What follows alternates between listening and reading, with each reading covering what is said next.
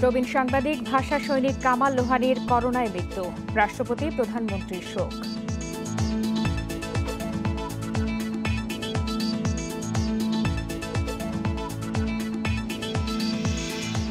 চট্টগ্রাম অঞ্চলে দ্রুত গতিতে বাড়ছে করোনার প্রকোপ, ঢাকা বিভাগে সংক্রমণ হার স্থিতিশীল।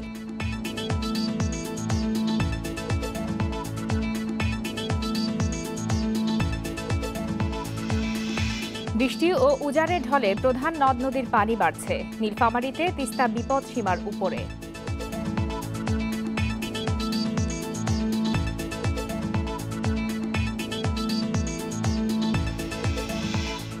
ঢাকা থেকে দুবাই ইস্তানবুলে ফ্লাইট চলাচলের অনুমতি, শুধু ট্রানজিট যাত্রী পরিবহনের সুযোগ।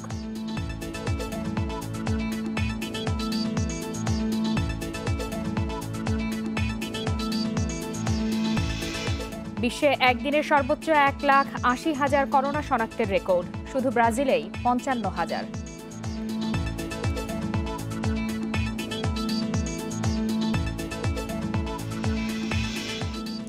আমন্ত্রণ বিরতিহীন 1 ঘন্টার সংবাদ দুপুরে। আপনাদের সাথে আছে আমি ফারহানা লোপা। এতক্ষণ শিরোনাম শুনছিলেন, এবারে জানাবো বিস্তারিত। প্রবীণ সাংবাদিক ও ভাষা সৈনিক কামাল লোহানী আর নেই। করোনায় আক্রান্ত হয়ে আজ সকাল 10:30টায় মারা যান তিনি। রাজধানীর শেখ রাসেল গ্যাস্ট্রোলিভার ইনস্টিটিউটের আইসিইউতে চিকিৎসাধীন ছিলেন তিনি। গ্রামের বাড়ি সিরাজগঞ্জের উল্লাপাড়ায় পারিবারিক কবরস্থানে মায়ের কবরে তাকে সমাহিত করার সিদ্ধান্ত জানিয়েছে পরিবার। 86 বছর বয়সী কামাল লোহানী করোনার পাশাপাশি ফুসফুস ও কিডনি জটিলতায় ভুগছিলেন। শেখ রাসেল গ্যাস্ট্রোলিভার ইনস্টিটিউট ও হাসপাতালে পরিচালক অধ্যাপক ডাক্তার ফারুক আহমেদ জানান, ভোর 6:30টায় লাইফ সাপোর্টে নেওয়া হয় কামাল লোহানীকে। সকাল 10:15টায় লাইফ সাপোর্ট খুলে দেওয়া হয়। তার ফুসফুসে পানি জমেছিল, পাশাপাশি তার একাধিক অঙ্গ নিষ্ক্রিয় হয়ে গিয়েছিল। এর আগে ফুসফুস ও কিডনির জটিলতা নিয়ে রাজধানীর হেলথ অ্যান্ড হোপ হাসপাতালের আইসিইউতে চিকিৎসাধীন ছিলেন কামাল লোহানী। কোভিডের কারণে সিভিয়ার নিউমোনিয়া, তার 2 লাংসেই প্রবলেম ছিল, পানি ছিল এবং ইনফেকশন তো ছিলই। প্লাস ওনার সাথে আরও অনেকগুলো কোমরবিডিটি ছিল, যেরকম ওনার আনকন্ট্রোল ডায়াবেটিস ছিল, ওনার কিডনি ফেলিওর ছিল, ওনার ব্লাড প্রেশার ছিল, ওনার হার্টের ওষুধ ছিল। এগুলো নিয়ে উনি কিন্তু একটা আইসিইউ থেকে পরে আমাদের এখানে ট্রান্সফারে আসছিল। বিশিষ্ট সাংস্কৃতিক ব্যক্তিত্ব ও প্রবীণ সাংবাদিক কামাল লোহানীর মৃত্যুতে গভীর শোক প্রকাশ করেছেন রাষ্ট্রপতি মোহাম্মদ আব্দুল হামিদ ও প্রধানমন্ত্রী শেখ হাসিনা। শোকবার্তায় মরহুমের বিদেহী আত্মার মাগফিরাত কামনা এবং শোক সন্তপ্ত পরিবারের প্রতি সমবেদনা জানান তারা। রাষ্ট্রপতি বলেন, সাংবাদিকতার পাশাপাশি ভাষা আন্দোলন, মুক্তি সংগ্রাম ও মুক্তিযুদ্ধে কামাল লোহানীর অবদান জাতি যুগ যুগ ধরে শ্রদ্ধা ভরে স্মরণ করবে। সাংস্কৃতিক আন্দোলন সহ বাঙালি সংস্কৃতি ও মুক্তিযুদ্ধের চেতনা বিকাশে তিনি ছিলেন পুরোধা। প্রধানমন্ত্রী জানান, একজন প্রগতিশীল ব্যক্তিত্ব এবং অসাম্প্রদায়িক চেতনার অসাধারণ যোদ্ধাকে হারালো জাতি। তার মৃত্যু দেশের সাংস্কৃতিক অঙ্গনের জন্য এক অপূরণীয় ক্ষতি। কামাল লোহানীর মৃত্যুতে গভীর শোক ও দুঃখ প্রকাশ করেছেন জাতীয় সংসদের স্পিকার শিরীন শারমিন চৌধুরী ও বিরোধী দলের নেতা রওশন এরশাদ। এছাড়াও শোক জানিয়েছেন দেশের বিশিষ্টজনরা।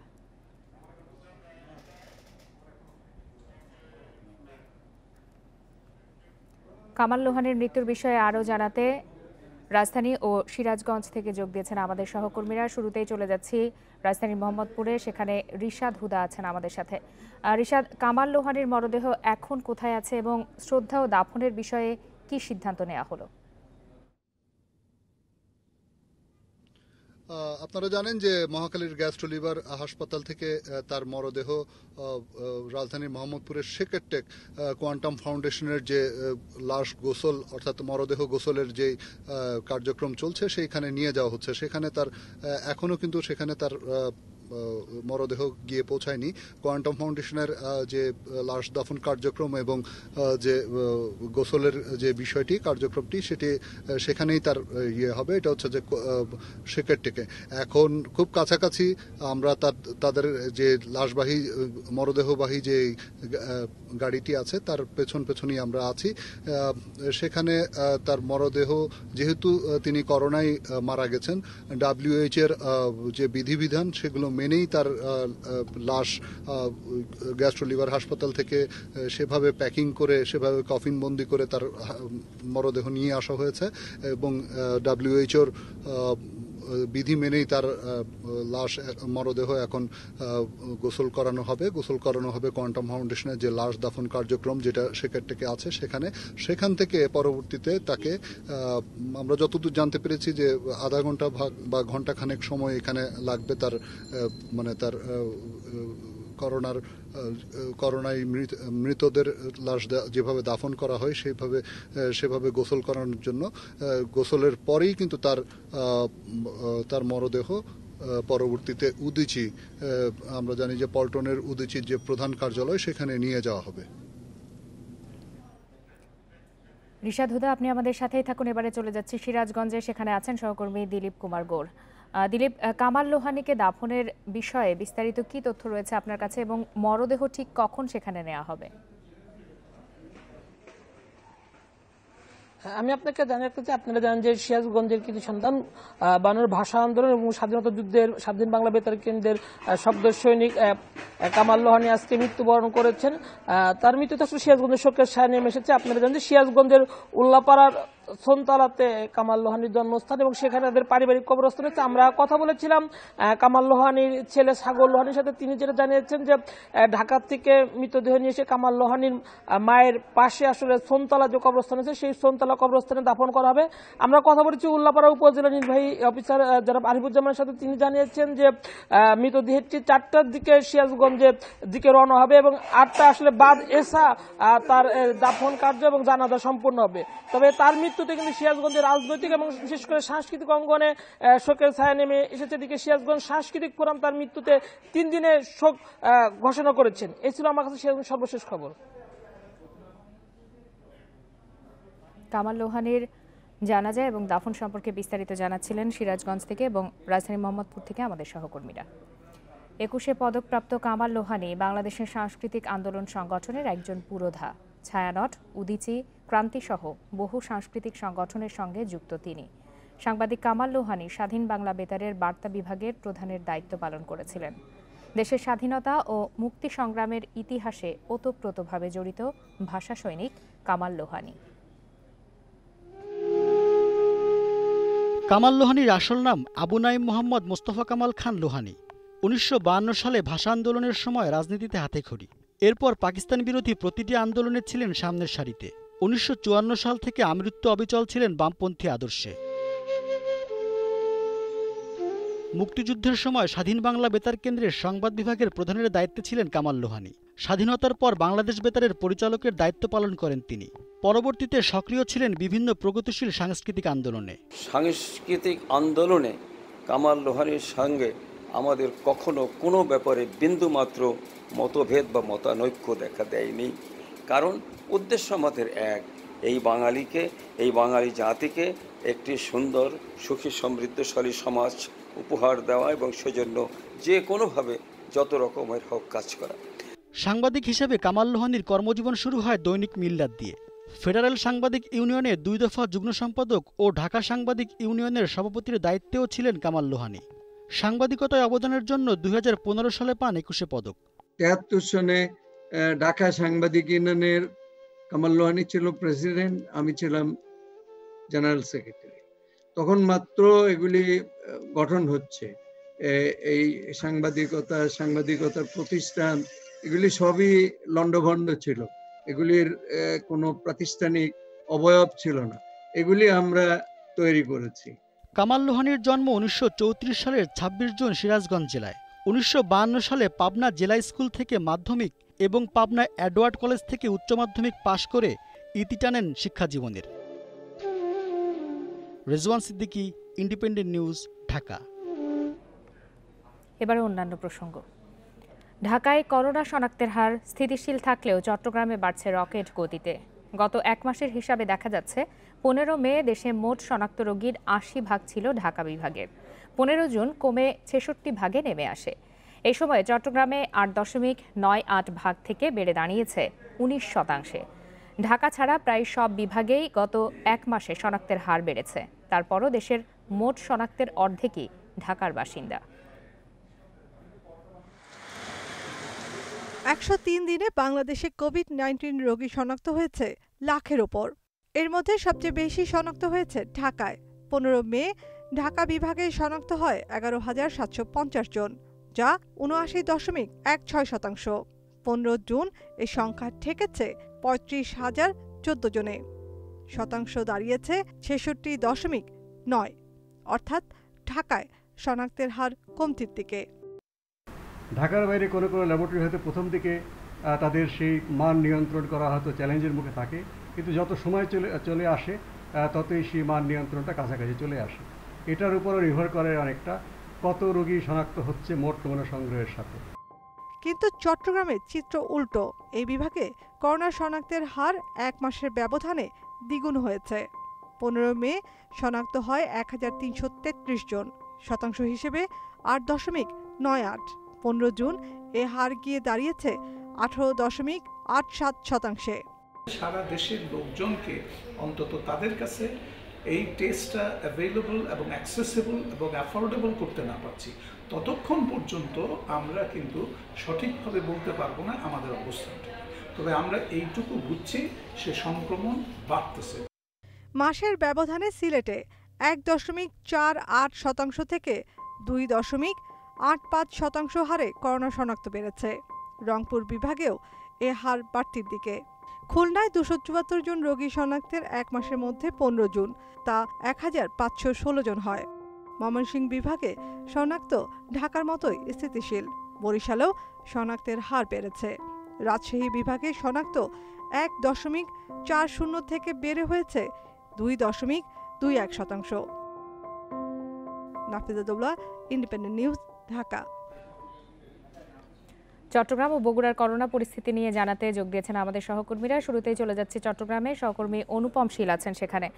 অনুপম, চট্টগ্রামে করোনা আক্রান্তের সংখ্যা দ্রুত গতিতে বাড়ছে, এ বিষয়ে চিকিৎসকরা কি বলছেন? কেন এই দ্রুত গতিতে বৃদ্ধি, আর এটির সংক্রমণ রোধে প্রশাসন আসলে কোনো ধরনের বিশেষ ব্যবস্থা নিয়েছে কিনা? আমরা মূলত ঘণ্টাখানেক আগে চট্টগ্রামের যিনি civil surgeon doctor Sheikh Fazle Rabbi, তার সাথে কথা বলেছিলাম।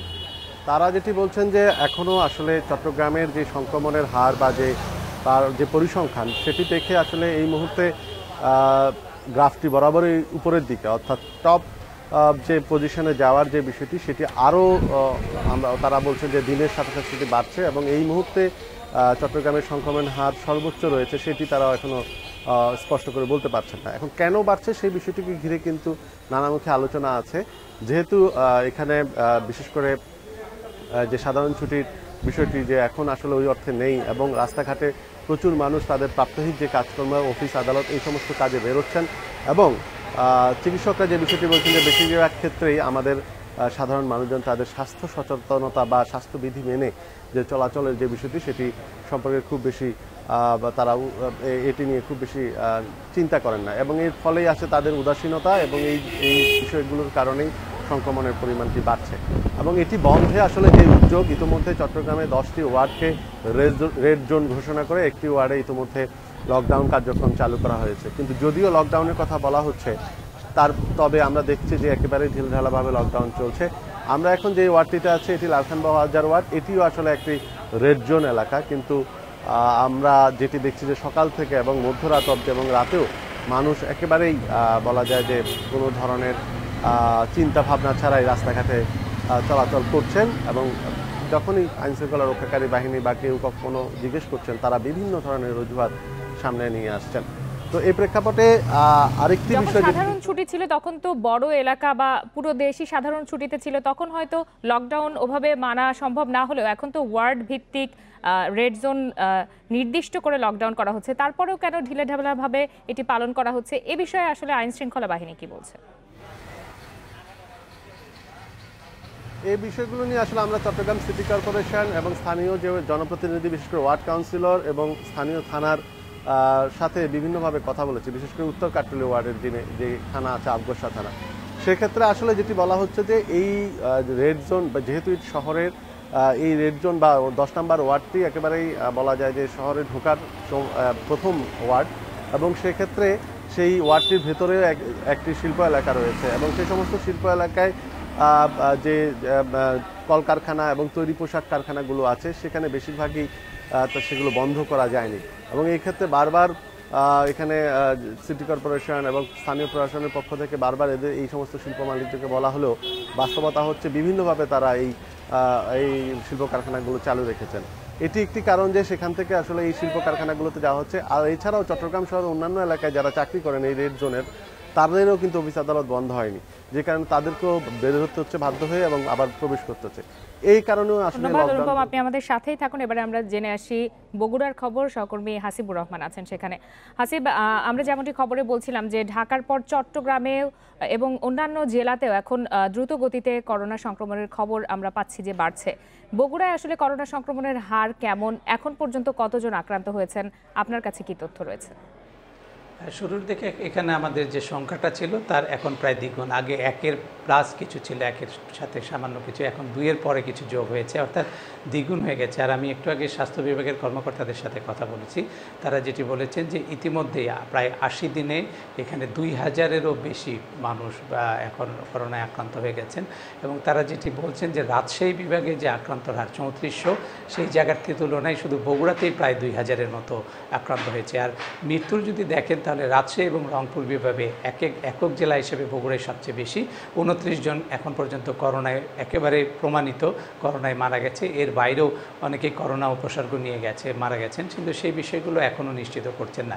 এর পেছনের যে কারণগুলো আমরা দেখতে পাই সেটি হলো যে সবার মধ্যে একটা একেবারেই বলা যায় ঢিলে ঢেলা ভাব। বগুড়ার 9টি এলাকা একেবারে রেড জোন হিসেবে চিহ্নিত করা হয়েছে, কিন্তু সেখানে গেলে আপনি দোকানপাট বন্ধ ছাড়া আর মানুষের অন্য কোনো কিছুর প্রতি যে দেখানো, যে রেড জোনের প্রতি শ্রদ্ধা জানানো, রেড জোন হিসেবে তাদেরকে গুরুত্ব দিয়ে চলাচল, সেটি আমার কাছে মনে হয়নি। গল্প করার জন্য রাস্তায় বসে আছেন, সাইকেল নিয়ে আড্ডা দিচ্ছেন, মানে কিছুই বলা যায় না, একেবারে মনে হয় স্বাভাবিক জীবনযাপন করছে। আর আপনি রাজশাহী রংপুর বিভাগে যে অবস্থা, সেখানে রাজশাহী বিভাগে মোট মারা গেছে 45 জন, আর সেই জায়গায় শুধু বগুড়াতে মারা গেছে 29 জন। তাহলে পরিস্থিতিটা আপনি সহজেই বুঝতে পারছেন। অন্যদিকে যদি রংপুরের সাথে তুলনা করি, রংপুরে মারা গেছে 35 জন, সেখানে বগুড়ায় 29 জন, অর্থাৎ দুটি বিভাগের মধ্যে এখন বগুড়ার পরিস্থিতি সবচেয়ে খারাপ এবং দিন দিন আরও খারাপ হচ্ছে। এটির কারণ হিসেবে তারা বলছেন, চিকিৎসকরা বলছেন যে এই বগুড়া জেলার বিভিন্ন এলাকা থেকে যারা আসছেন, তারা এসে নানা ধরনের বাজার এবং আনুষ্ঠানিকতার প্রয়োজনে এসে তারা নানাভাবে ছড়িয়েছে। যে বিষয়টি জানতে চাচ্ছিলাম যে সাধারণ মানুষের মধ্যে লকডাউন না মানার প্রবণতা দেখা যাচ্ছে বেশি, কিন্তু আইন শৃঙ্খলা বাহিনীও কি এখন ঢিলে ঢালা, যার ফলে কি মানুষের মধ্যে এই প্রবণতা বাড়ছে? আমার কাছে মনে হয়েছে যে শুধু আইনশৃঙ্খলা বাহিনীকে দিয়ে এইটি সমাধান করা সম্ভব না, কারণ নাগরিকরা তাদের যে দায়িত্ব রয়েছে সেই দায়িত্ব তারা পালন করার চেষ্টা করছে। বিশেষ পৌর এলাকায় আপনি যদি দেখেন যে যেভাবে খুশি চলছে। আমি কিছুক্ষণ আগে যখন শহর থেকে অফিসের দিকে আসছিলাম, তখন এক ভদ্রলোকের কানের সঙ্গে আমি একটি মাছ ঝুলানো দেখলাম। অনেকটা কৌতূহলবশতই জিজ্ঞেস করলাম যে কী বিষয় আসলে। উনি খুব হেসে টেসে এক ধরনের ঠিক আহ্লাদি একটি ভাব নিয়ে চলে গেলেন। অর্থাৎ এসব খুব বেশি প্রয়োজন নেই, প্রশাসন বলছে, তাই জন্য একটা রাখা হয়েছে হাতের, অনেকের পকেটের ভেতর থেকে বের করছেন। অর্থাৎ শুধু প্রশাসন দিয়ে এই আইনকে মানানো সম্ভব, অন্তত বগুড়ায় এটা আমি বিশ্বাস করি না, কারণ বগুড়ার নাগরিকদের মধ্যে একেবারেই সচেতনতা বাড়েনি এত বড় একটা বৈশ্বিক সমস্যা সত্ত্বেও। হাসিবুর রহমান এবং অনুপম শীল, আপনাদের দুজনকেই ধন্যবাদ। এদিকে বরিশালে করোনা প্রতিরোধে সমন্বয়হীনতার অভিযোগ উঠেছে জেলা স্বাস্থ্য বিভাগের বিরুদ্ধে। নমুনা সংগ্রহ, পরীক্ষা ও রোগীর চিকিৎসায় সমন্বয় হলে বরিশালে করোনার বিস্তার ঠেকানো যেত বলে দাবি অনেকের। তবে প্রশাসন বলছে সম্মিলিতভাবে সমস্যা সমাধানে কাজ করছে সব বিভাগ। বরিশালে প্রথম করোনা শনাক্তের পর 1 মাসে পাওয়া গেছে মাত্র 50 জন রোগী, কিন্তু পরের 1 মাসেই শনাক্তের সংখ্যা বেড়ে দাঁড়ায় 900-র বেশি। এর মধ্যে 85% রোগী মহানগরীতেই। চিকিৎসকদের অভিযোগ, স্বাস্থ্য বিভাগের সমন্বয়হীনতা ও গাফিলতির কারণে করোনা পরীক্ষা সহ অন্যান্য কার্যক্রম ঠিকমতো হয়নি। এতে বেড়েছে আক্রান্তের সংখ্যা। সিভিল সার্জন মহোদয় স্বাস্থ্য অধিদপ্তরকে জানিয়েছি, তারা আমাদের তালিকা দেওয়া হোক কিংবা টেকনোলজিস্ট প্রদান হোক কিংবা কোনো ধরনের হেল্প কার্যক্রম তারা এখনো পর্যন্ত আমাদের সাথে সমন্বয় করে নাই। স্বাস্থ্য বিভাগের অপরিকল্পিত নমুনা সংগ্রহের জন্য আক্রান্ত হয়েছেন শেরেবাংলা মেডিকেল কলেজ হাসপাতালের চিকিৎসক, স্বাস্থ্যকর্মী সহ 72 জন। এতে রোগীদের সেবাদানেও দেখা দিয়েছে সংকট, বলছেন চিকিৎসকরা। আমরা সাধারণ রোগীদের চিকিৎসা দিতে পারতেছি না, এর একটাই কারণ, সমস্ত মেডিকেলের সব জায়গায় প্রতি ওয়ার্ডে 1-2 করে আমাদের স্বাস্থ্যকর্মী, ডাক্তার তথা নার্স পজিটিভ। তবে সিভিল সার্জন বলছেন সব দিক সমন্বয় করেই চলছে কার্যক্রম। পরিস্থিতি সামাল দিতে একাধিক সভার কথাও জানালেন জেলা প্রশাসক। এই সিটি কর্পোরেশনে 2টো বড় প্রতিষ্ঠান রয়েছে, শেরেবাংলা মেডিকেল কলেজ হাসপাতাল এবং জেনারেল হাসপাতাল বরিশাল, এই দুটো রয়েছে। যদি আমরা ভাগাভাগি করি, এই স্যাম্পলগুলো কালেকশন করি, তাহলে এই সমস্যার সমাধান কিন্তু খুবই সম্ভব। দিন দিন আমাদের রোগীর সংখ্যা বৃদ্ধি পাচ্ছে। আমরা সবাইকে নিয়ে জেলা প্রশাসন কিন্তু ইতিমধ্যে একাধিক সমন্বয় সভা করেছেন, সবাই আন্তরিকভাবে কাজ করার চেষ্টা করছেন। শুক্রবার পর্যন্ত বরিশাল জেলায় করোনা শনাক্ত হয়েছে 1090 জনের, এর মধ্যে মৃত্যু হয়েছে 14 জনের। Independent news desk. Red zone চিহ্নিত হওয়ায় কুমিল্লা সিটি কর্পোরেশনের 4টি ওয়ার্ডে লকডাউনের শুরু হয়েছে। রাত 12টা থেকে শুরু হওয়া এই লকডাউন চলবে আগামী 3 জুলাই পর্যন্ত। করোনা প্রতিরোধে জেলার সবচেয়ে বেশি সংক্রমিত 3, 10, 12 ও 13 নম্বর ওয়ার্ড লকডাউনের আওতায় আনা হয়েছে। ওয়ার্ডগুলোতে প্রশাসন, পুলিশ ও স্বেচ্ছাসেবীদের সমন্বয়ে বিশেষ দল লকডাউন পালনে সাধারণ মানুষকে সহযোগিতা করছে।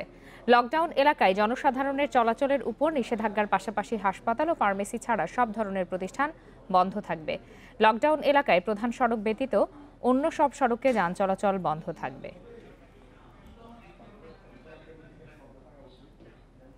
টানা বর্ষণ ও উজানের ঢলে দেশের উত্তর ও মধ্যাঞ্চলের নদ নদীর পানি বৃদ্ধি অব্যাহত রয়েছে। লালমনিরহাটের ডালিয়া পয়েন্টে আজ তিস্তার পানি বিপদসীমার 18 সেন্টিমিটার ওপরে প্রবাহিত হচ্ছে। পরিস্থিতি নিয়ন্ত্রণে ব্যারেজের সবকটি গেট খুলে দিয়েছে কর্তৃপক্ষ। নীলফামারী, কুড়িগ্রাম, লালমনিরহাট, ফরিদপুর ও কক্সবাজারের নিম্নাঞ্চলে এরই মধ্যে সৃষ্টি হয়েছে জলাবদ্ধতা। উজানের ঢল ও টানা বৃষ্টিতে উত্তরাঞ্চলের তিস্তা ও ধরলা নদীর পানি বৃদ্ধি অব্যাহত রয়েছে। শনিবার সকালে লালমনিরহাটের ডালিয়া পয়েন্টে তিস্তা নদীর পানি বিপদসীমার 18 সেন্টিমিটার উপর দিয়ে প্রবাহিত হয়। বেশ কিছু নিচু এলাকা প্লাবিত হয়ে দেখা দিয়েছে বন্যার আশঙ্কা। ডুবে গেছে চরাঞ্চলের আবাদি ফসল। পানি বৃদ্ধির ফলে প্লাবিত হয়েছে লালমনিরহাট সদর ও কালীগঞ্জ উপজেলার বেশ কিছু চরাঞ্চল। আমরা ধান কাটতে পারছি না, এখন পাট নিড়াইতে পারছি না, এখন মতন পানিতে ভরে প্রচুর। কিছু বিভিন্ন ধরনের আমাদের আবাদ আছে, ওগুলো সব নষ্ট হয়ে গেছে। তিস্তা নদীর পানি বাড়ায় পানিবন্দী হয়ে পড়েছে নীলফামারীর জলঢাকা ও ডিমলা উপজেলার 15টি চরাঞ্চলের প্রায় 10,000 মানুষ। কুড়িগ্রামে বাড়ছে ব্রহ্মপুত্র ও দুধকুমার নদ এবং তিস্তা ধরলার পানি। ব্রহ্মপুত্রের অববাহিকায় প্লাবিত হয়েছে চরাঞ্চলের বেশ কিছু এলাকা। জেলার 17টি পয়েন্টে শুরু হয়েছে নদী ভাঙন। ভুট্টা, পাট আর যে বেসন, আমন ধানের যে বেসনটা আছে, এটা একেবারে যথেষ্ট পরিমাণ ক্ষতি হয়েছে। কয়েকদিন ধরে বাড়ছে ফরিদপুর জেলার বিভিন্ন নদ নদীর পানি।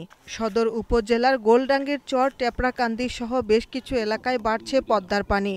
দুর্যোগ মোকাবেলায় জনপ্রতিনিধি ও পানি উন্নয়ন বোর্ডকে পদক্ষেপ নেওয়ার নির্দেশ দিয়েছে জেলা প্রশাসন। টানা বৃষ্টি ও উজানের ঢলে প্লাবিত হয়েছে কক্সবাজারের নিচু এলাকা। রামুর বাকখালী ও চকরিয়ার মাতামুহুরী নদীর পানি লোকালয়ে প্রবেশ করায় প্লাবিত হয়েছে 30টি গ্রাম। তাদেরকে আমরা নিরাপদ স্থানে সরিয়ে নিয়ে তাদের জন্য আমরা আমাদের ত্রাণ এবং শুকনো খাবার এবং তাদেরকে আমরা পুনর্বাসনের আমরা ব্যবস্থা করছি। পাহাড়ি ঢলে সুনামগঞ্জের সুরমা ও এর শাখা নদীর পানি বৃদ্ধি পাচ্ছে। এর ফলে বন্যা আশঙ্কায় রয়েছে তাহিরপুর উপজেলার বেশ কিছু এলাকার মানুষ। Shahnaz Parvin, independent news desk. নদ নদীর পানি বৃদ্ধি ও বন্যা পরিস্থিতির আরও খবর জানাতে এবারে নীলফামারী থেকে যোগ দিয়েছেন সহকর্মী জসিম উদ্দিন। জসিম, এরই মধ্যে নিম্নাঞ্চলে পানি বাড়তে শুরু করেছে, তো নীলফামারীর কোন কোন এলাকায় সবচেয়ে বেশি পানি বেড়েছে? আমি প্রথমে যে বিষয়টি আপনাকে জানিয়ে রাখি যে তিস্তার যে আজকে যে পানির যে বিপদসীমার উপর দিয়ে প্রবাহিত হচ্ছিল ভোর 6টায় 20 সেন্টিমিটার উপরে, আর সকাল 9টায় যখন দ্বিতীয়বার পরিমাপ করা হয়েছে তখন ছিল 18 সেন্টিমিটার উপর দিয়ে প্রবাহিত হয়েছিল। আমি সর্বশেষ দুপুর 12টায় আরেকটি পরিমাপ হয়েছে, আমি সে বিষয়ে কথা বলেছি। সেখানে তারা জানিয়েছেন যে এ সময় 7 সেন্টিমিটার নিচে নেমে 13 সেন্টিমিটার উপর দিয়ে বিপদসীমার উপর দিয়ে প্রবাহিত হচ্ছিল এই তিস্তার পানি। তাহলে বোঝা যাচ্ছে যে আসলে নীলফামারীর যে জলঢাকা এবং ডিমলা যে 15টি চরাঞ্চলের কথা আমরা প্রতিবেদনে জানতে পারলাম, সেখানকার যে মানুষজন রয়েছে তারা যে পানিবন্দির কথা বলেছে, আসলে এখন এই পানি কমে যাওয়ার কারণে এই পানিবন্দিটি এখন নেই বলে আমাকে সেখানকার চরাঞ্চলের সংশ্লিষ্ট ইউনিয়নের চেয়ারম্যানদের সঙ্গে কথা বলে আমি এটা জানতে পেরেছি। এবং পানি উন্নয়ন বোর্ড কর্তৃপক্ষ জানিয়েছে যে উজানের ঢলে যখন পানিটি আসে এটা দ্রুত এই পানিটা বৃদ্ধি পায়, আবার তেমনি দ্রুততার সহিত এই পানিটাই আবার নেমে যায়। আর আপনি নীলফামারী জেলার যে সমস্ত নদীর কথাগুলো বলেছেন যে পানি বৃদ্ধির কথা, আসলে পানি বৃদ্ধি গতকাল থেকে যখন বৃষ্টিপাত কমে গিয়েছে, আজকে এরকম বৃষ্টিপাত তেমন হয়নি, সেজন্য এই নিম্নাঞ্চলের পানিও নেমে যাচ্ছে দ্রুততার সহিত এই নীলফামারীর প্রায় 14টি নদ নদীর পানি। এই আর একটি বিষয় আপনাকে বলে রাখি যে আমি পানি উন্নয়ন বোর্ড কর্তৃপক্ষের সঙ্গে এবং তিস্তা ব্যারেজ প্রকল্পের সঙ্গেও আমি কথা বলেছি। তারা বলেছে যে যদি এরকম পানি বৃদ্ধির আশঙ্কা থেকে থাকে তাহলে আমরা সেই ধরনের প্রস্তুতি আমাদের রয়েছে, যে কোনো মুহূর্তে আমরা সেই ধরনের মোকাবেলা করার জন্য প্রস্তুতি রয়েছে। জসিমউদ্দিন, আপনাকে ধন্যবাদ। নীলফামারী থেকে জানাচ্ছিলেন সহকর্মী জসিমউদ্দিন। শেরপুরের অবৈধভাবে গারো পাহাড় কেটে তোলা হচ্ছে পাথর, পাচার করা হচ্ছে বিভিন্ন স্থানে। অভিযোগ আছে প্রভাবশালী মহল ও বন বিভাগের কিছু কর্মকর্তার যোগ সাজশে চলছে এসব। আর লোকবল কমের অজুহাতে কার্যকর ব্যবস্থা নিচ্ছে না বন বিভাগ। শেরপুরের বিশাল এলাকা জুড়ে গারো পাহাড়। একসময় সরকারি নির্দেশে পাথর উত্তোলন হতো এই পাহাড় থেকে, পরে ক্ষতি বিবেচনায় তা বন্ধ করা হয়। তবে থেমে নেই চোরা কারবারিরা। প্রভাবশালী মহল ও বন বিভাগের অসাধু কর্মকর্তা যোগসাজশে অবাধে পাহাড় কেটে উঠানো হচ্ছে পাথর। পাথর বালু এগুলো তুলে পাহাড় মোটামুটি অনেক ধ্বংস করে দিছে। কারণ আমরা নির্ভর মানুষ, আমরা বলতেও পারি না, কিন্তু বলতে গেলেও আমরা অনেক ধমকি দামকি দেয়। পাথর টলতেছে, বালু টলতেছে, আমরা কিন্তু বাধা করতে পারতেছি না। আমরা আদিবাসীরা এখন ওরা বন বিভাগের লোকেরা পাহাড় ধ্বংস করতেছে। কেবল পাহাড়েই নয়, ঝর্ণার পাড় কেটেও তোলা হচ্ছে পাথর। এতে ধসে পড়ছে উঁচু টিলা। মাঝে মাঝে বন বিভাগ অভিযান চালালেও তার লোক দেখানো অভিযোগ স্থানীয়দের। ফরেস্ট অফিসার আছে, তারপরে বিট কর্মকর্তা আছে, ওদেরকে যদি আমরা অবগত করি তারা এটার কোনো পদক্ষেপ নেয় না, বরং উল্টা আমাদেরকে মামলা দেয়। ফরেস্ট অফিসাররা জড়িত হয়ে কোনো বাধা দেয় না, বরং তারা এই কর্মকাণ্ড করতেছে এবং পাহাড়কে ধ্বংস করতেছে। লোকবলের অভাবে কার্যকর ব্যবস্থা না নিতে পারার অজুহাত বন বিভাগের, আর পাথর উত্তোলন বন্ধে ব্যবস্থা নেওয়ার আশ্বাস উপজেলা নির্বাহী কর্মকর্তার। আমি 2, 3 জন 4 জন নিয়ে নিজে চলতেছি। আমার 2টা বিটের দায়িত্বে আছে। আমি তাওয়াকুচা বিট প্লাস আপনার গজনি বিট। এখন একার পক্ষে তো আমি একা কোন দিকে যাব? ওই দিকে গেলে ওই দিকেও তো যেতে হবে, যেহেতু ওই বিটও আমার। কাজ তো সব চলমান। প্রয়োজনীয় ব্যবস্থা গ্রহণের জন্য ঊর্ধ্বতন কর্তৃপক্ষকে চিঠি লিখবো এবং আমি নিজেও এটার ব্যবস্থা নিব, এবং এখানে এই বিষয়টা কারা করছে তাদেরকে আমরা খুঁজে বের করে অবশ্যই আইনের আওতায় নিয়ে আসবো। এর মধ্যে পাথর চোরা কারবারিদের বিরুদ্ধে বেশ কয়েকটি মামলা হলেও কাউকে আটক করা হয়নি। Independent news desk. ঢাকা থেকে আরও 2টি আন্তর্জাতিক গন্তব্যে ফ্লাইট পরিচালনার অনুমতি দিয়েছে বেসামরিক বিমান চলাচল কর্তৃপক্ষ। আগামী 21 জুন থেকে দুবাই ও 1 জুলাই থেকে ইস্তানবুলে ফ্লাইট পরিচালনা করা যাবে বলে নিশ্চিত করেছেন বেবিচক চেয়ারম্যান। তবে এই রুটগুলোতে শুধু ট্রানজিট যাত্রী পরিবহন করা যাবে, ফলে সুবিধা পাবে না বাংলাদেশি কোনো এয়ারলাইন্স। করোনা সংক্রমণের কারণে প্রায় 3 মাস বন্ধ থাকার পর 16 জুন ঢাকা থেকে আন্তর্জাতিক ফ্লাইট চলাচলের অনুমতি দেয় বেসামরিক বিমান চলাচল কর্তৃপক্ষ। প্রাথমিকভাবে ঢাকা লন্ডন রুটে বিমান বাংলাদেশ এয়ারলাইন্স ও ঢাকা দোহা রুটে ট্রানজিট যাত্রী পরিবহনের অনুমতি পায় কাতার এয়ারলাইন্স। পরবর্তীতে ঢাকা থেকে ফ্লাইট চালানোর অনুমতি চেয়ে আবেদন করে সংযুক্ত আরব আমিরাতের এমিরেটস এয়ারলাইন্স, ফ্লাই দুবাই ও এয়ার আরাবিয়া এবং তুরস্কের টার্কিশ এয়ারলাইন্স। আবেদন বিবেচনায় অনুমতি দেওয়া হয় এমিরেটস ও টার্কিশ এয়ারলাইন্সকে। তবে নিষেধাজ্ঞার কারণে শুধু ট্রানজিট যাত্রী ও সংশ্লিষ্ট রাষ্ট্রগুলোর নাগরিক ও স্থায়ী নিবাসীরাই ভ্রমণের অনুমতি পাবেন। এয়ার আরাবিয়াকে আমরা এখন দেইনি, কারণ আমরা ওই একটা চিঠি পাঠিয়েছি ওদের ইউএই হিসেবে। এমিরেটস এটা আসছিল আমাদের ফরেন মিনিস্ট্রির মাধ্যমে, তার অ্যাপ্লিকেশন করেছিল, ওরা নোট ভার্বাল দিয়ে দিয়েছে, তাই আমরা তাকে আগে অ্যাকোমোডেট করেছি। সারা বিশ্বে যাতায়াতের জন্য দুবাই ও ইস্তানবুল এয়ার হাব হিসেবে পরিচিত, আর বাংলাদেশি এয়ারলাইন্সগুলো যাত্রী পরিবহন করে পয়েন্ট টু পয়েন্ট ভিত্তিতে। এই কারণে এই রুটগুলোতে যাত্রী পরিবহন করতে পারছে না কোনো দেশি এয়ারলাইন্স। এয়ার সার্ভিস এগ্রিমেন্টে যাই থাকুক না কেন, এই মুহূর্তে আমাদের একটা এডিশন করা উচিত ক্লাউজে, যাতে আমাদের দেশীয় এয়ারলাইন্সগুলো এই ট্রানজিট প্যাসেঞ্জার এয়ারলাইন্সদেরকে নিয়ে ওই সব দেশ অর্থাৎ কাতার বা এমিরাত যারা আমাদের দেশে আসছে তারা আমাদের দেশীয় এয়ারলাইন্সকে তাদের পয়েন্ট থেকে ফার্দার ডেস্টিনেশনে নিয়ে যেতে পারে। বেবি চকের সিদ্ধান্তে এমিরেটস ও টার্কিশ এয়ারলাইন্স ঢাকা থেকে সপ্তাহে 3টি করে ফ্লাইট পরিচালনা করতে পারবে। এই সপ্তাহেই যাত্রী পরিবহনের অনুমতি পেতে পারে ফ্লাই দুবাই ও air Arabia. Ashik Hossain, independent news, Dhaka. Corona সংকটে বন্ধ থাকায় গেল 4 মাসে বগুড়ার মহাস্থান জাদুঘর থেকে 42 লাখ টাকা রাজস্ব হারিয়েছে সরকার। ফলে এবছর মহাস্থানগড় সহ সেখানকার 4টি প্রত্নতাত্ত্বিক স্থান থেকে রাজস্ব আদায়ের লক্ষ্য পূরণ সম্ভব হবে না। প্রায় 2500 বছরের ইতিহাস ঐতিহ্যের নগরী মহাস্থানগড়, ইটের ভাজে ভাজে সভ্যতার ছাপ। এর পাশেই মহাস্থান জাদুঘর ও গোবিন্দভিটা। করোনা সংকটের মাঝে অর্থনীতির বিভিন্ন খাত খুলে দেয়া হলেও এখনও বন্ধ পর্যটন খাত। এর আওতায় মার্চ থেকে বন্ধ বগুড়ার প্রত্নতাত্ত্বিক স্থানগুলো। এতে কমেছে রাজস্ব আয়। চলতি অর্থ বছরে 1,30,00,000 টাকা লক্ষ্য থাকলেও মার্চের মাঝামাঝি পর্যন্ত এসেছে 88 লাখ টাকা, ঘাটতি প্রায় 42.5 লাখ।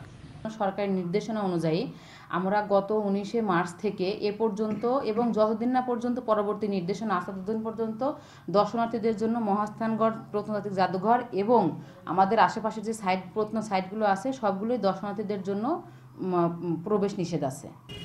সাধারণত ফেব্রুয়ারি থেকে জুন পর্যন্ত দর্শনার্থী থাকে বেশি, কিন্তু এ সময়ে বন্ধ থাকায় লোকসানের পাল্লাও ভারী। করোনা ভাইরাসের কারণে জাদুঘরগুলো বন্ধ থাকায় আমাদের সেই লক্ষ্যমাত্রা অর্জন করা সম্ভব হবে না। তবে ভবিষ্যতে যখন আবার স্বাভাবিক অবস্থায় আমরা ফিরে যাব, অবশ্যই আমরা লক্ষ্যমাত্রা অর্জনের চেষ্টা করব। পরিসংখ্যান বলছে প্রতি বছরই এসব প্রত্নতাত্ত্বিক স্থান থেকে রাজস্ব আয় বাড়ছে। সংশ্লিষ্টরা বলছেন কিছুটা সংস্কার করে আরও আকর্ষণীয় করে তুললে পর্যটকের পাশাপাশি রাজস্ব আয়ও বাড়বে।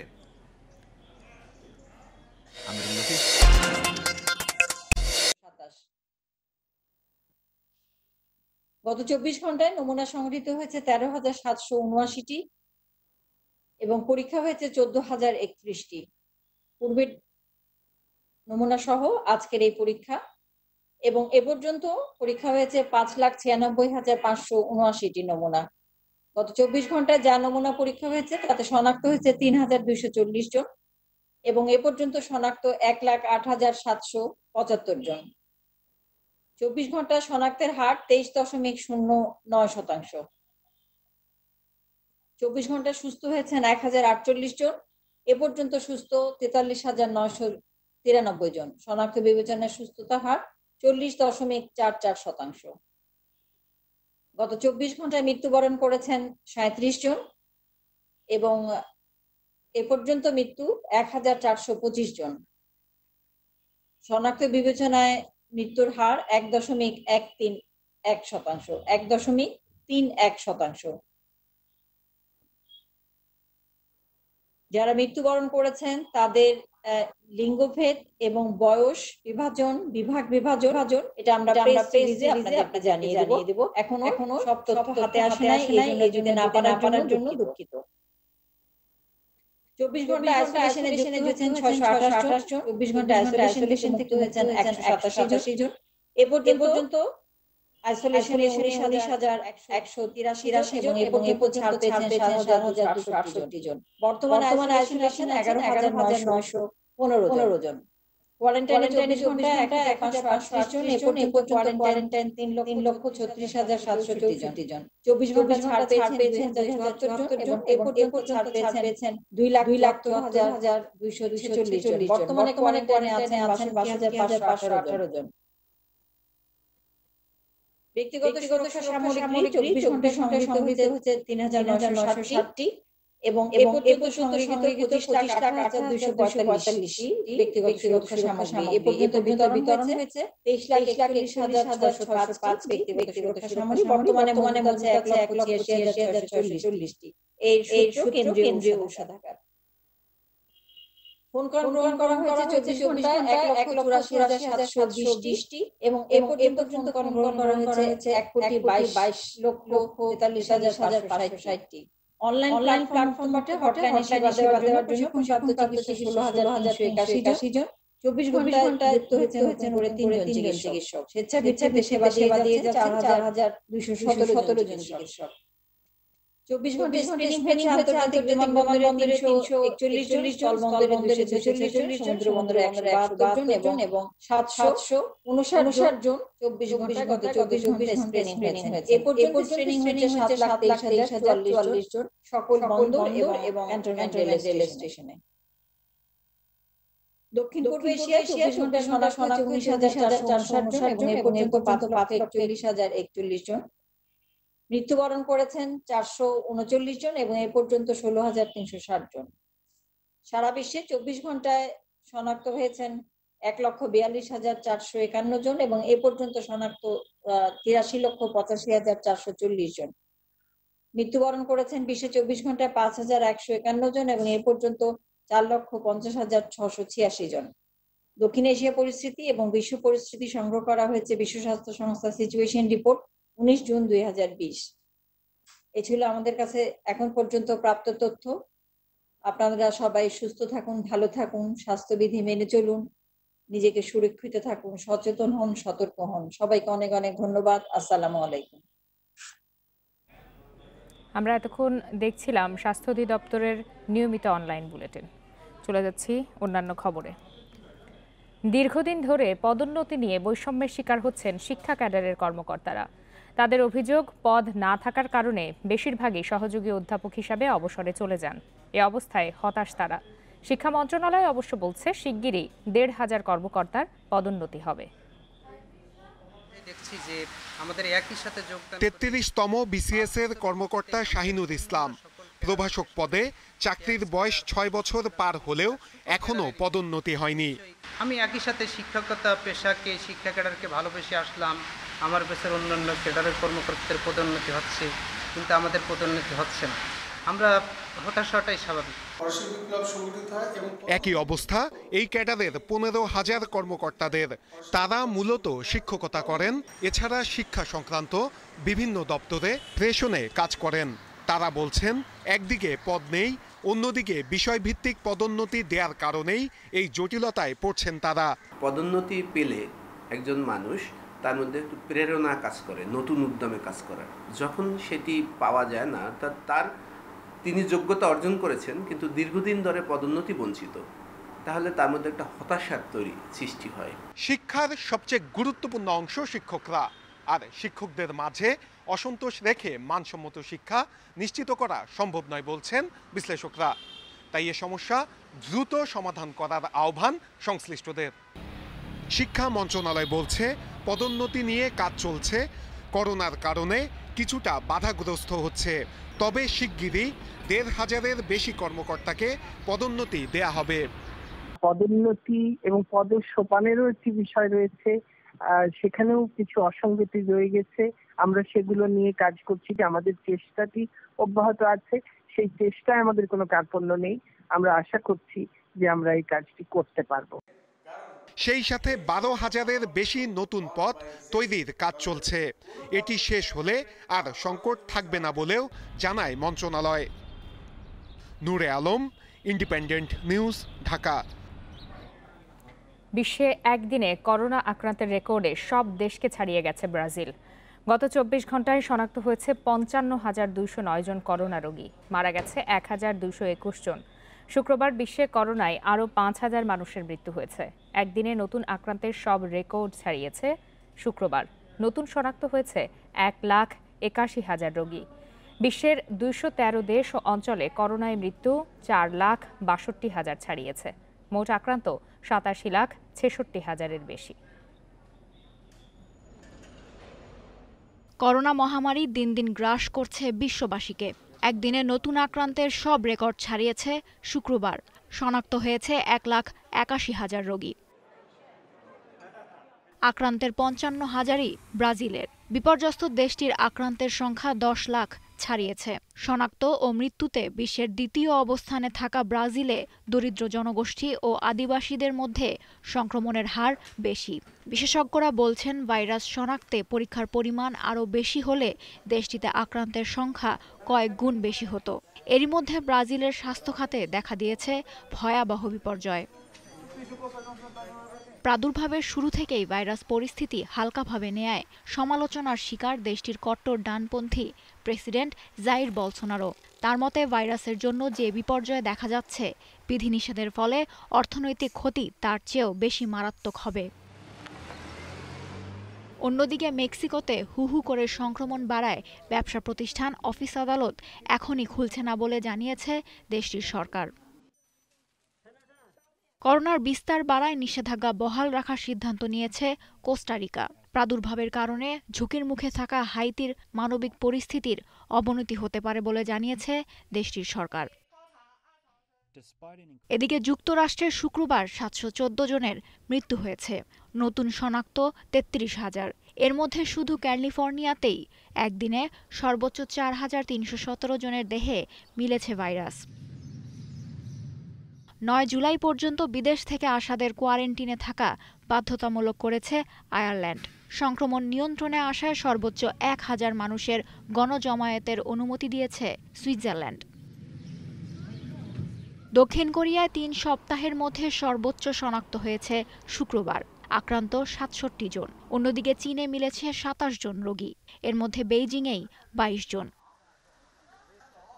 করোনা মোকাবিলায় প্রয়োজনীয় স্বাস্থ্য উপকরণ কেনার ক্ষেত্রে দুর্নীতির অভিযোগে গ্রেফতার হয়েছেন জিম্বাবুয়ের স্বাস্থ্যমন্ত্রী। ইতালির বিজ্ঞানীরা বলছেন, প্রথম রোগী শনাক্ত হওয়ার অনেক আগেই দেশটির ২টি শহরের নর্দমার পানিতে করোনা ভাইরাসের উপস্থিতি পাওয়া যায়। দেশটির ন্যাশনাল ইনস্টিটিউট অফ হেলথ বলছে, মিলান এবং তুরিন শহরের নর্দমার পানিতে ১৮ই ডিসেম্বর ভাইরাসটির উপস্থিতি ছিল। Lutfa Fauzia, independent news. ভারতে প্রতিদিনই হচ্ছে করোনা আক্রান্তের রেকর্ড। গত ২৪ ঘন্টায় দেশটিতে সর্বোচ্চ ১৪,৫১৬ জন করোনা রোগী শনাক্ত করা হয়েছে। এ তথ্য জানিয়েছে ভারতের কেন্দ্রীয় স্বাস্থ্য মন্ত্রণালয়। আর গত ২৪ ঘন্টায় ভারতে করোনায় মারা গেছেন ৩৭৫ জন।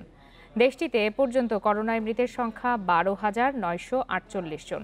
এছাড়া এ পর্যন্ত করোনায় আক্রান্ত হয়েছেন ৩,৯৫,০০০ মানুষ। এর মধ্যে সবচেয়ে বেশি আক্রান্ত ও মৃত্যু হয়েছে মহারাষ্ট্রে। আর করোনা আক্রান্তের সংখ্যার দিক দিয়ে দ্বিতীয় স্থানে রয়েছে তামিলনাড়ু। ভারতে এখন পর্যন্ত করোনা রোগীর সুস্থতার হার ৫৪%-এরও বেশি। দেশটিতে এ পর্যন্ত ২ লাখের বেশি রোগী করোনা থেকে সুস্থ হয়ে উঠেছেন। বিশ্বব্যাপী ছড়িয়ে পড়া করোনা ভাইরাস মহামারী এখন নতুন ও বিপজ্জনক ধাপে রয়েছে বলে জানিয়েছে বিশ্ব স্বাস্থ্য সংস্থা। বৃহস্পতিবার একদিনেই বিশ্বের নতুন করে রেকর্ড সংখ্যক ১,৮০,০০০ মানুষের শরীরে করোনা শনাক্ত হয়েছে। শুক্রবার জেনেভায় এক ভার্চুয়াল সংবাদ সম্মেলনে এই তথ্য জানান সংস্থার মহাপরিচালক টেড্রোস আধানম গ্যাব্রিয়েসাস। শনাক্ত হওয়া ব্যক্তিদের অর্ধেকই আমেরিকা ও লাতিন আমেরিকার বাসিন্দা। এর বাইরে দক্ষিণ এশিয়া ও মধ্যপ্রাচ্যও রয়েছে সর্বোচ্চ সংক্রমণের তালিকায়। তিনি জানান, করোনা ভাইরাসের বিস্তার আশঙ্কাজনক হারে বাড়ছে। মানুষ ঘরে থাকতে বিরক্ত বোধ করছেন এবং দেশগুলো তাদের অর্থনীতি বাঁচাতে সব খুলে দিচ্ছে। কিন্তু এ সময়ে চূড়ান্ত সংক্রমণ ঘটছে। ডব্লিউএইচওর বিশেষজ্ঞ ডাক্তার মারিয়া ভ্যান কেরখৌব বলেন, বিশ্বের বিভিন্ন অংশে মহামারী চূড়ান্ত ধাপে রয়েছে। এই অবস্থায় প্রত্যেক দেশকেই প্রস্তুত থাকতে হবে। সংস্থাটির জরুরি স্বাস্থ্য বিষয়ক কর্মসূচির প্রধান মাইক রিয়ান বলেন, কিছু কিছু দেশে সংক্রমণ দ্বিতীয় ধাপে রয়েছে, কিন্তু এখনও নিয়ন্ত্রণ পর্যায়ে নেই। সংক্রমণ নিচের দিকে নেমে এলেও এ বছরের শেষে আরেকবার দেখা দিতে পারে। করোনার টিকা এ বছরেই পাওয়া যাবে বলে আশাবাদী বিশ্ব স্বাস্থ্য সংস্থা। সংস্থার প্রধান বৈজ্ঞানিক কর্মকর্তা সৌম্য সাধিনাথন জানিয়েছেন, পরীক্ষার চূড়ান্ত পর্যায়ে থাকা বেশ কটি টিকার আশাব্যঞ্জক ফল এসেছে। এদিকে জার্মান প্রতিষ্ঠান কিওরভ্যাক ও চীনা প্রতিষ্ঠান ক্লোভারের টিকা মানবদেহে পরীক্ষামূলকভাবে প্রয়োগ শুরু হয়েছে। করোনার ভ্যাকসিন উদ্ভাবনের দৌড়ে এগিয়ে আছে অক্সফোর্ড। মানবদেহে পরীক্ষার পর্যায়ে ফার্মাসিউটিক্যাল কোম্পানি অ্যাস্ট্রাজেনেকা ও ভারতের সিরাম ইনস্টিটিউট এর উৎপাদন শুরু করেছে। আগস্টে চূড়ান্ত পরীক্ষায় উতরে গেলে সেপ্টেম্বরে হাতে আসবে এই ভ্যাকসিন। এদিকে আগামী মাসে মানবদেহে পরীক্ষার শেষ ধাপ শুরু করতে যাচ্ছে মার্কিন বায়োটেক মডার্না। 2021-এর শুরুতেই উৎপাদনে যেতে চায় প্রতিষ্ঠানটি। মানবদেহে করোনা প্রতিষেধকের পরীক্ষামূলক প্রয়োগ শুরু করেছে জার্মান বায়োফার্মাসিউটিক্যাল কোম্পানি কিউরভ্যাকও। ইতিবাচক ফল এলে জানুয়ারিতেই বিপণন শুরু হবে প্রতিষেধক। জোর চেষ্টা চালাচ্ছে চীনা প্রতিষ্ঠান ক্লোভারও। প্রথম ধাপের পরীক্ষা সফল হলে আগস্টে শুরু হবে দ্বিতীয় ধাপ। এসব অগ্রগতিতে আশাবাদী বিশ্ব স্বাস্থ্য সংস্থা। সংস্থাটির প্রধান বৈজ্ঞানিক কর্মকর্তা সৌম্য স্বামীনাথন বলছেন, ক্লিনিক্যাল ট্রায়ালে কার্যকর প্রমাণ হচ্ছে কিছু ভ্যাকসিন। এ সময় ম্যালেরিয়া চিকিৎসায় ব্যবহৃত হাইড্রোক্লোরোকুইন কোভিড রোগীর মৃত্যু ঠেকাতে পারে না বলেও জানান তিনি। করোনার ভ্যাকসিনের অপেক্ষায় রয়েছে পুরো বিশ্ব। নানা দেশের বিজ্ঞানীরা জোর চেষ্টা চালাচ্ছেন প্রতীক্ষিত এই টিকা আবিষ্কারে। করোনার প্রমাণিত কোনো ওষুধ না থাকায় ভ্যাকসিনের মুক্তি খুঁজছে প্রায় 750 কোটি মানুষ। সারওয়ার জামান, ইন্ডিপেন্ডেন্ট নিউজ। বাংলাদেশ জাতীয় দলের সাবেক ক্রিকেটার নাফিস ইকবাল করোনা ভাইরাসে আক্রান্ত হয়েছেন, তবে শারীরিকভাবে সুস্থ আছেন তিনি। টাইগার ওডিআই অধিনায়ক তামিম ইকবালের বড় ভাই নাফিস এখন চট্টগ্রামে নিজের বাসায় আইসোলেশনে আছেন। দেশে করোনা ভাইরাস সংক্রমণের শুরু থেকেই সাধারণ মানুষের সাহায্য করে যাচ্ছেন খান পরিবার। তবে নাফিসেরই প্রথম আক্রান্ত হওয়ার খবর পাওয়া গেল।